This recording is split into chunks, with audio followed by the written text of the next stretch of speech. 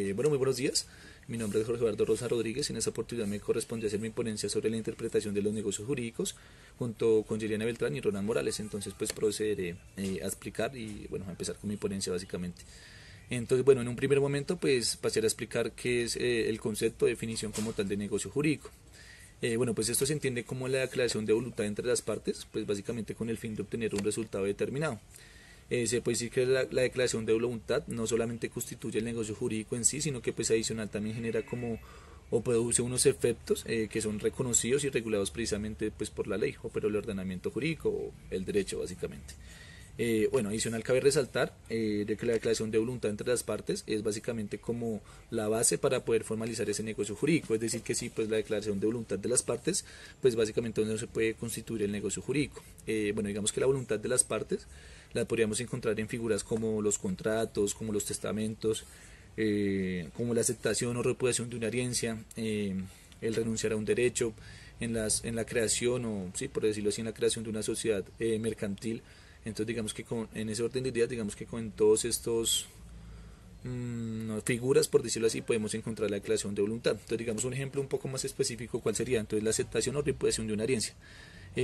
Pongamos el ejemplo que digamos mi padre, lastimosamente digamos que él fallece, entonces pues digamos que mi padre contaba con bienes muebles e inmuebles, entonces pues digamos que a la hora de su fallecimiento esa herencia pues me correspondería a mí, ¿verdad? Entonces va en la declaración de voluntad precisamente en aceptar o repudiar esa herencia.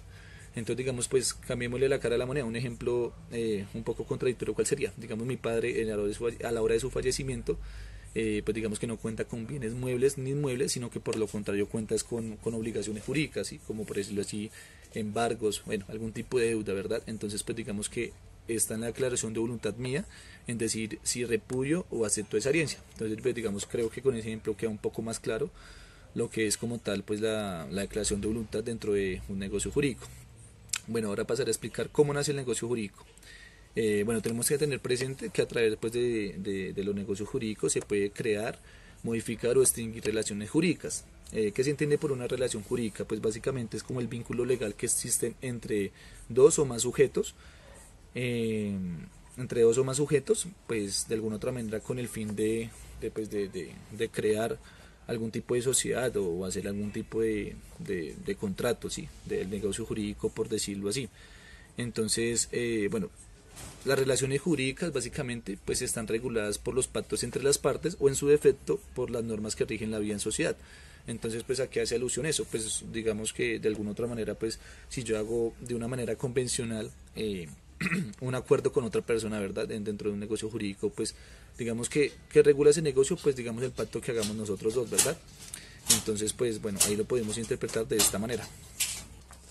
Pues como venía diciendo, pues el negocio jurídico nace pues a través de nace a partir de unos presupuestos que lo atencen. Entonces, ¿cuáles son nuestros presupuestos que lo atencen? Serían o se definen como el objeto y el sujeto del negocio. Entonces, pues básicamente el objeto jurídico pues es el interés que la persona el interés que la persona básicamente tiene con la realización de ese negocio jurídico en sí o con la realización de ese contrato en específico. Entonces, básicamente ese es como el objeto. Por ejemplo, en un contrato de compraventa hay una vivienda, entonces pues digamos que el objeto lo forma la vivienda y el precio que hay que pagar por ella, ¿verdad? Y pues digamos que los sujetos básicamente pues lo constituyen el comprador y el vendedor, es algo como así de simple. Cabe resaltar que pues el objeto debe ser determinado, es decir, debe ser específico y debe ser realizable.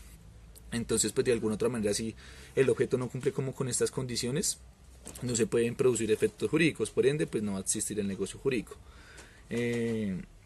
Digamos un ejemplo, digamos con el ejemplo anterior del contrato de compra-venta, digamos pues el objeto sería la casa y el precio que hay que pagar por ella, ¿verdad? Es decir que pues digamos si no se realizara el objeto en este caso, es decir pues de alguna otra manera como que no se especifica, no sé cómo mencionarlo, no se especifica digamos un ejemplo, el precio o no se especifican como las condiciones o los acuerdos para poder realizar ese negocio jurídico, pues no puede, o sea no existiría el objeto, ¿verdad? Entonces por ende pues no existiría un negocio jurídico en sí. El siguiente aspecto a explicar sería cuáles son los elementos de un negocio jurídico. Básicamente, dentro de los elementos de un negocio jurídico, pues existen tres: los elementos esenciales, los elementos naturales y los elementos accesorios. Entonces voy a pasar a explicar cada uno de ellos de una manera un poco más minuciosa. Bueno, digamos, ¿cuáles son los elementos esenciales? Los elementos esenciales son básicamente todos aquellos que de una manera obligatoria deben de formar parte del negocio jurídico para que pues este mismo pueda tener validez o pueda producir los efectos deseados en cuanto a las partes. Bueno, entonces digamos, bueno, ¿cuáles son, digamos, estos elementos esenciales? Son el objeto, la causa y el consentimiento.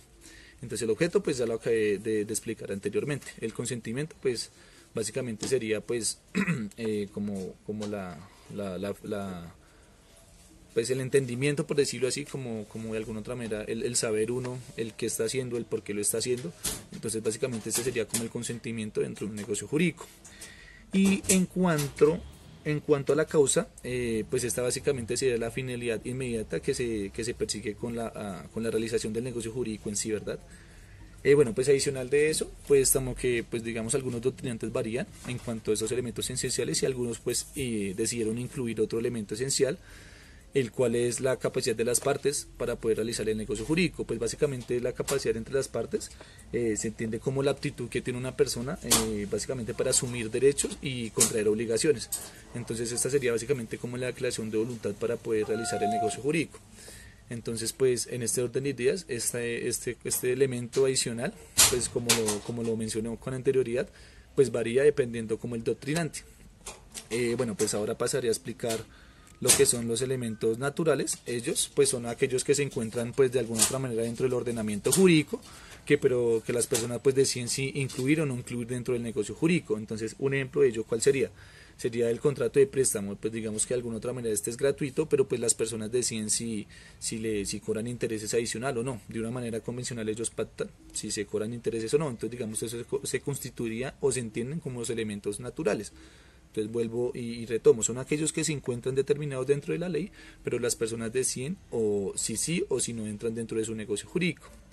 Y por último, dentro de los elementos del negocio jurídico podríamos encontrar los elementos accesorios. Estos son los que por mera voluntad las partes deciden incluir o no incluir dentro del negocio jurídico. Entonces, ¿cuáles serían esos elementos accesorios? Básicamente sería la condición, el término y el modo. Bueno, digamos que en cuanto a la condición se entiende como un hecho futuro y cierto, y en cuanto al término, digamos que esté sometido bajo un hecho futuro, pero cierto. Y ya el modo, pues digamos que lo podemos ejemplificar, digamos, dentro de una audiencia, ¿verdad? Entonces, digamos, es cuando el testador, digamos, de alguna otra manera como que impone al heredero, ¿verdad? Digamos, una condición o una obligación accesoria, aparte de su adquisición en cuanto a la herencia, ¿verdad? Entonces, esto, digamos, en este ejemplo de la herencia o el testamento, podríamos encontrar precisamente este elemento que estoy describiendo, este elemento accesorio. Bueno, ahora el siguiente sería cómo se extingue un negocio jurídico. Bueno, básicamente el negocio jurídico se extingue pues con la obtención del resultado deseado o cuando alguna de las partes de alguna otra manera como que incumplen las condiciones de los acuerdos o de los pactos que se hicieron, ¿verdad? O del negocio, básicamente. Entonces un ejemplo, ¿cuál sería? Digamos, si deseamos comprar un coche, pues digamos que el negocio jurídico, pues digamos que se producirá pues al firmar obviamente el contrato de compra-venta, y se extinguirá pues con el pago del precio de la cosa, ¿verdad? Y con la entrega pues de la cosa o el vehículo en sí, ¿no? Bueno, entonces pues digamos, pongamos el ejemplo que si de alguna otra manera no se pagase pues el precio, ¿verdad? O si se abona y la otra parte no se entrega, no entrega el vehículo o no, la otra parte no cumple con toda la entrega del dinero después, pues digamos como que se está incumpliendo con los acuerdos o como con el objetivo que se plantea en un momento para poder realizar el negocio jurídico. Entonces, pues digamos que cuando se incumple en una de las partes, como lo estoy mencionando en el anterior ejemplo del vehículo, pues ahí básicamente se puede extinguir el negocio jurídico. Bueno, el siguiente aspecto a explicar sería qué se requiere para que un negocio jurídico pues tenga validez. Entonces, pues básicamente, como ya lo hemos visto anteriormente, para que un negocio jurídico tenga validez, pues se debe partir de la creación de voluntad entre las partes. Adicional, pues se debe cumplir con los elementos esenciales, que pues en general son 3, aunque pues como lo venía mencionando, pues los doctrinantes pues han decidido variar y algunos han incluido la declaración de voluntad, ¿verdad? O la voluntad de las partes para poder realizar el negocio jurídico, pero en sí, pues son los 3 elementos principales que expliqué dentro de los esenciales, los que son pues fundamentales para poder constituir el negocio jurídico, y obviamente la declaración de voluntad, como la acabé de mencionar. Bueno, pues como que también dentro de alguna manera dentro del negocio jurídico pues existe un momento o existen momentos en los que se dejan de producir los efectos deseados, o no se producen todos los efectos deseados, o básicamente se deja de producir efectos. Entonces pues bueno, en ese orden de ideas pues digamos que existen unos supuestos, por decirlo así, que pues determinan o producen la ineficacia del negocio. Estos pues se pueden agrupar en dos. Entonces, ¿cuáles serían? Los que producen la invalidez y los que producen su ineficacia. Entonces, dentro de los que producen la invalidez, pues son los supuestos, ¿cómo explicarlo? Que dentro de un negocio jurídico, pues digamos, no, espera. O sea, son los supuestos que dentro de un negocio jurídico, pues que se pueden declarar como nulo o anulable. Entonces, básicamente, pues esto se da pues al incumplirse como la normativa que está establecida para ese negocio jurídico en específico. Entonces, digamos, para un contrato de compra-venta, pongo un ejemplo así muy sencillo. Entonces, digamos como que existen unas leyes y unas cosas determinadas para eso. Entonces, cuando se incumple, pues es cuando se puede declarar el contrato nulo, por decirlo así. Entonces, digamos, otro ejemplo, digamos, el contrato se puede declarar nulo si, digamos, se realiza un negocio jurídico y alguna de las dos partes, pues digamos que, por decirlo así, no ha firmado. Bueno, pues digamos un dato adicional que me gustaría mencionar para tener en cuenta es que pues la nulidad del contrato pues de alguna otra manera no prescribe y se puede pues instar o hacer efectiva pues en cualquier momento. Y pues sería anulable, digamos por decirlo así, con la celebración de un matrimonio cuando una de las partes pues sufrió como intimidación para otorgar su consentimiento.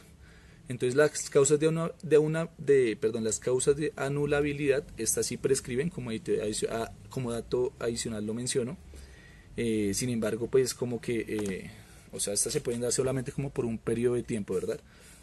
Pero pues en el momento la verdad como que no desglosé el tiempo, o no tengo en el momento muy claro cuál sería como ese tiempo. Sin embargo, pues sí sé que de alguna otra manera sí tienen como un tiempo en específico en los cuales pues se puede declarar anulable el contrato.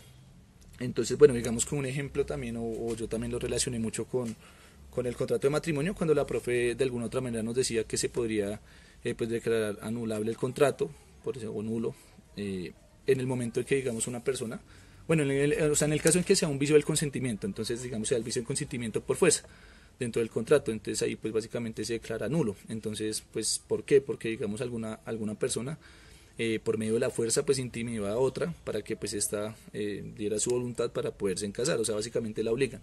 Entonces, pues esto lo entendí como con este ejemplo, lo relacioné. Entonces, pues me parece un poco importante pues mencionarlo.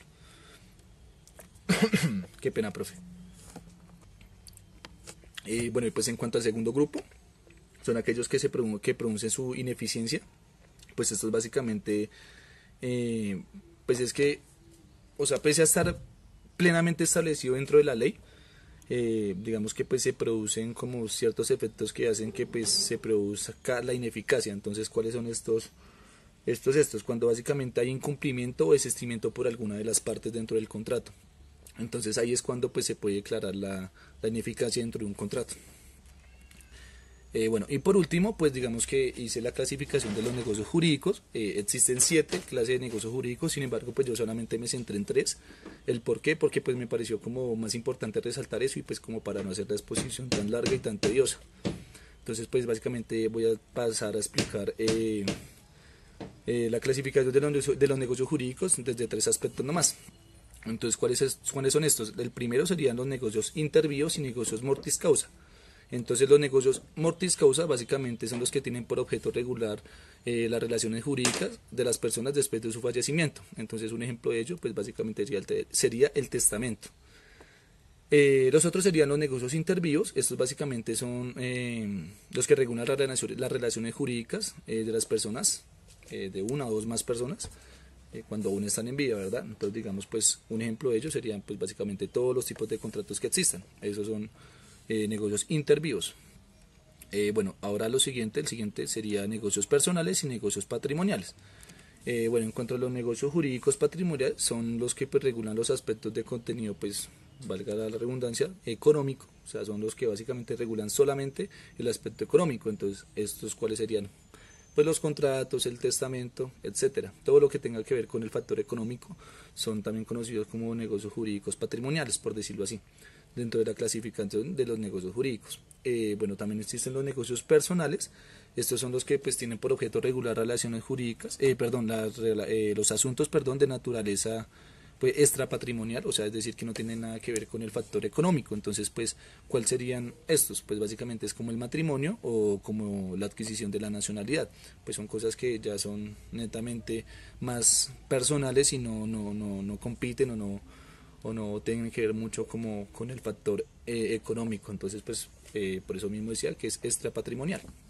Y por último, serían los negocios típicos y negocios atípicos. Los negocios típicos son aquellos que tienen pues el reconocimiento legal expreso por la ley. Pues digamos que existe una normativa vigente específica para la regulación de esos negocios jurídicos en sí. Entonces, ¿cuáles serían estos? Pues digamos el contrato de compraventa, el testamento, etcétera. Y pues digamos que también existen los negocios atípicos, y pues estos son los acuerdos que de alguna otra manera son lícitos, obviamente, y admisibles por la ley o en carácter general pues son admisibles. Sin embargo, pues digamos que tienen una autonomía un poco más privada, es decir, que entre ellos mismos pues hacen como este tipo de negocios atípicos. Entonces, ¿cuál sería un ejemplo de esto? Sería la unión marital de hecho. Esto puede ser pues un ejemplo palpable para ello. Y el otro sería pues el contrato de garaje. Bueno, ahora pasaré a explicar un poco mejor lo que es la sentencia, o la sentencia que pues en sí yo escogí para mi ponencia. Bueno, pues esta sentencia fue la sentencia SC 1662 del 5 de julio del 2019, que tuvo como magistrado ponente al señor Álvaro Fernando García Restrepo. Y bueno, básicamente esta gira en torno a una promesa pues, de compraventa, lo cual me parece muy importante tener en cuenta, ¿verdad? Bueno, pues ahora procederé como a recitar las cosas más importantes de la sentencia, pues como para poder de alguna otra manera tener más claridad de la misma y entender pues la dimensión y la relación que tiene básicamente con el tema de la interpretación de los negocios jurídicos. Entonces, pues bueno, me parecería importante entender que pues básicamente una promesa de compraventa pues es un negocio jurídico. Entonces, pues por tal también tiene relación, ¿no? Bueno, en cuanto a la demanda inicial, se solicita declarar que el demandante, es decir, el señor Gustavo Chávez, gana por modo de prescripción extraordinaria adquisitiva la propiedad del bien inmueble y por consiguiente se ordene la inscripción del fallo en matrícula inmobiliaria en la Oficina de Instrumentos Públicos de Bogotá. Bueno, en cuanto a los hechos, en diciembre de 1969, el señor Gustavo pues recibe el bien inmueble por parte de Francisco José Camacho Amaya y la señora María Cristiana Hernández, de acuerdo pues con el documento firmado, entendido pues como la promesa de compraventa. Bueno, desde entonces pues empezó a poseer el bien inmueble de manera ininterrumpida, haciendo pues actos de señor y dueño, y en 1961 el juzgado 31 civil de circuito pues ahí fue cuando aceptó la demanda y ordenó pues el emplazamiento de los dueños, es decir, el señor José y la señora María, que fueron con los cuales él hizo como la promesa de compraventa, ¿verdad?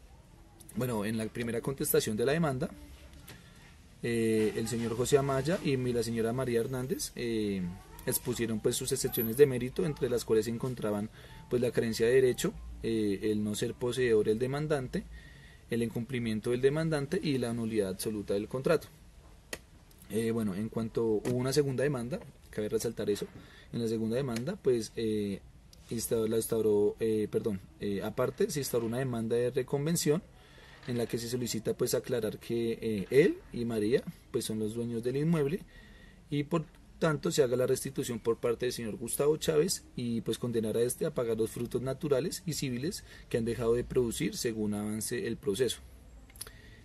Bueno, además con base a que pues las partes hicieron un contrato de compraventa, solicitó la resolución del mismo por incumplimiento del señor Gustavo Chávez y que se ordene la restitución del inmueble a causa de la negociación, causa de la negociación, perdón.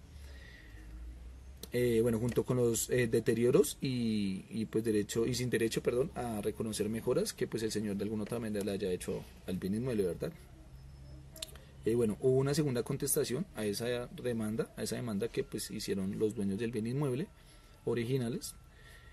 Bueno, esta segunda contestación la hizo obviamente el señor Gustavo, el cual dice que se le entregó la casa a base de la promesa de compraventa que pues habían hecho, obviamente, que se hizo pues el contrato de compraventa efectivamente, pero pues sí, él también obviamente dice que pues él incumplió con los pagos estipulados y que pues incumplió de alguna manera, con el acuerdo de voluntades que había pues entre los mismos, ¿verdad? Bueno, entonces pues ahora se dictó el primer fallo el juzgado tercero civil del circuito dictó su sentencia, desestimó pues las excepciones de mérito propuestas por el señor José Camacho y accedió a la aclaración de pertenencia que lo solicitó el señor Gustavo Chávez y ordenó pues la inscripción del fallo, como pues él lo había solicitado, en matrícula de oficina de instrumentos públicos y condenó a costas al reconveniente, es decir, al señor José y la señora María, y pues ellos obviamente pues interpusieron un recurso de apelación. Entonces pues obviamente hubo un segundo fallo, ¿verdad? En ese segundo fallo pues el Tribunal Superior de Bogotá, en sentencia del 18 de octubre del 2012, revocó la decisión del anterior y decidió pues denegar las pretensiones tanto de la demanda principal como de la demanda de reconvención, o sea, es decir, básicamente las dos demandas. Desestimó pues las acciones formuladas frente a la contrademanda, excepto la de mutuo disenso, es decir, eso se entiende como por alguna manera como un acuerdo que hacen entre las partes para que un negocio jurídico pues esté encaminado como a su terminación. Entonces fue como la única excepción que pues el juez de alguna otra manera admitió. Bueno, él condenó al primer accionante, es decir, al señor Gustavo Chávez, el que estaba haciendo actos de señor y dueño en el bien inmueble, a la restitución del mismo y pagar a los que hicieron la reconvención, es decir, al señor José y María, los frutos civiles causados y que se causen desde la promesa de compraventa.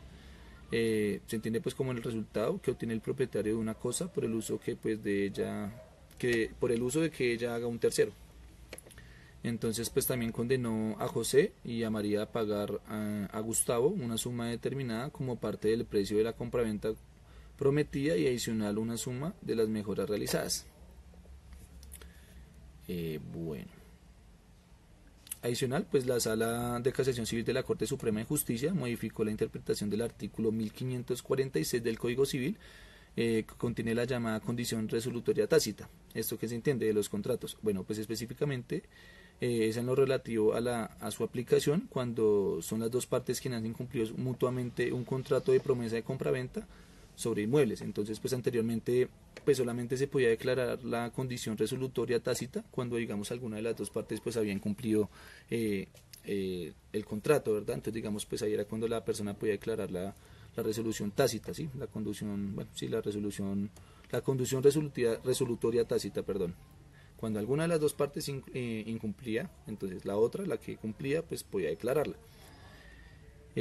Así se hacía, y pues cuando ninguna de las dos partes pues cumplía, no se podía declarar, y pues de alguna otra manera pues como que era un proceso un poco más tedioso de entrar a mirar el por qué no se habían cumplido, si había algún tipo de interés personal en que no se cumpliera y demás, ¿verdad?